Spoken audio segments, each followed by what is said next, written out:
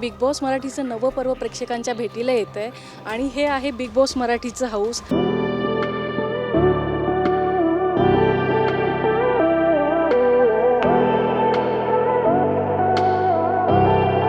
Big बॉसचे डोळे असतातच, पण यावेळी पूर्ण डिझाईनमध्ये बघाल तर अनेक ठिकाणी डोळ्यांचं चित्र लावण्यात आले.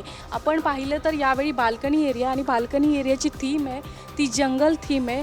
गार्डन एरिया एक्सप्लोअर झाल्यानंतर आता जाऊयात बिग बॉसच्या ॲक्च्युअल घरात. चला.